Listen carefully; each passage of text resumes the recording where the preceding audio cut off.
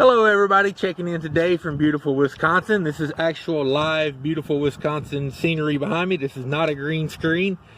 So we're filming outdoors today. It's a beautiful day. I wanted to get outside. It is Mother's Day. Thank you to all the mothers. No one makes sacrifices like mothers, so I want to say from the bottom of my heart, thank you to all the mothers. We are filming outside today, so maybe a little bit of wind noise, maybe some motorcycles going up and down the highway. Just want to, be happy for the guys getting to ride bikes today. Finally, summer has started up here. It was 37 degrees last night, but it's warming up. So, it's only middle of May. Who would expect it to be warm by now? So, checking in on a load I did from Minnesota over to Sheboygan, Wisconsin. I love saying Sheboygan. That's not the only reason I took the load, but I ain't saying it's not the reason I took the load. So I hauled out of this customer a couple weeks ago, and it was 19,000 pounds, and it took them about 15-20 minutes to load it. This time was not the same product. Of course, it was going to a different place. So, this was the big, huge totes of mechanically separated meat products, and it was 42,500 pounds. So I took this load because, and that's part of the video today, is talking about like why you take certain loads. So I took this load. I had a few hours left on my clock. I wanted to do a reset, but I also wanted to use up all my hours efficiently.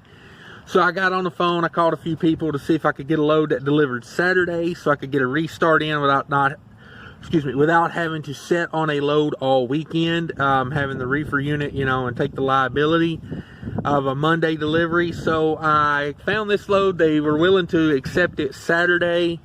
It was not easy getting it there on Saturday, but they got me loaded up. I got on my way. When I was at the customer getting loaded, I realized I had a blinker light out, the one on the Cascadias between the door and the hood. So I stopped at TA because I know they sell Freightliner parts, and that's a Freightliner only part, if you can imagine a light being a Freightliner only part. So I stopped at TA. They only have the LED version of it, which is a $100 bill.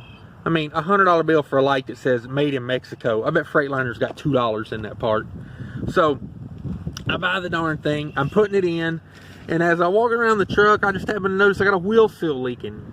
And if you've been keeping up with me, I just had both my rear diffs replaced. So having leaking oil is not what I want to see. So I have a new wheel seal put on it, outer hub seal. It was like 60 bucks. Apparently whoever put the other one on just didn't, those things are like paper. You get them twisted a little bit, they leak, because they spin so much. Or the pressure, of the oil spinning and pushing outward. So I had that replaced. Made me kind of late. I had to call the customer and say, hey, I'm going to be there about 11:30 in the morning. Is there going to be anybody there to take it off? And the guy says, well, I can take it off up to noon tomorrow. If you're not here by noon, we're leaving at noon, and it'll be Monday morning. And, so I pushed it across Wisconsin a little bit more than I normally would. So, yeah, I used a little bit more fuel. So the load was 580 loaded miles, 120 deadhead, 460 loaded. These loads are 120 miles from my house, which isn't bad because they actually pay okay. They pay enough to make it worth going and getting from 120 miles away. Plus, that makes 1/5 of the load empty. So that kind of helps with fuel economy a little bit. So 580 total, 460 loaded, 120 deadhead. The load paid $1,400 to the carrier, $1,120 to me, or to the truck. I don't know why I keep saying to me. It's to the truck. And then, so I put 180 in truck fuel, and that probably used a little bit more than that, but that's what I put in, just enough to kind of get me there. I probably used more like 250.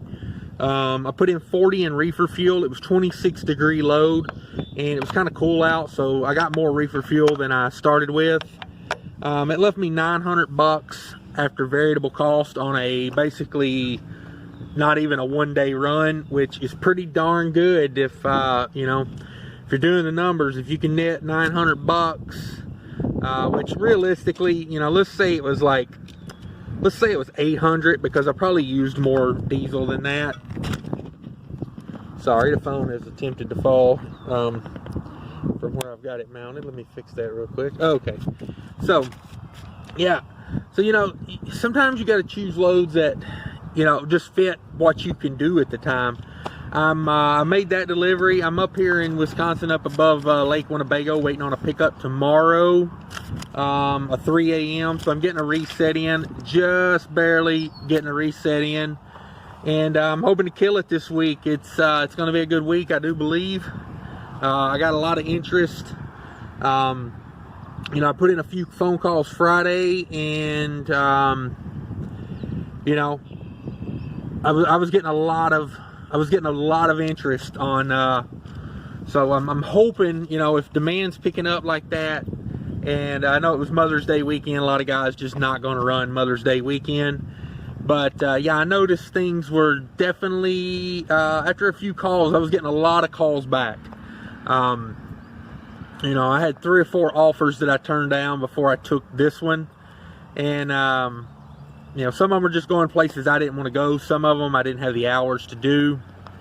So, yeah, that's what's going on, guys. Just a little quick rant here about this video. And I want to do a little PSA for all the YouTube truckers out there.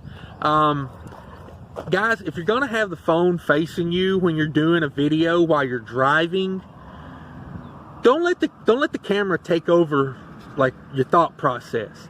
I was watching a guy earlier, I'm not going to name no names, but he's got a channel, it's got a few hundred subscribers, and he's doing a video shooting himself, and he's constantly looking down at the camera. And I know he may be able to see the road out of his peripheral, but he's not paying attention to the road, he's paying attention to the camera. The video was like 4 minutes long. He never checked his mirrors one time. Not one time did I see him glance at a mirror while he was shooting the entire video. You know, guys, like, don't let this little YouTube gig ruin your career. You know what I mean? And his funny thing was, he was making a video about people stopping short in front of him. Like, I'm like, dude, how ironic is that? You're going to make a video about people stopping short, and you're not paying attention to the road. Like, come on, guys, use a little common sense. But if you would, please share, like, subscribe this videos, all my videos. If you're learning anything, I'm glad. If you want to teach me something, be sure to leave it in the comments. I like comments. I like reading those. And yeah, guys, I'm enjoying it. I hope you're enjoying it. Stay safe out there. Let's take care of each other. Later.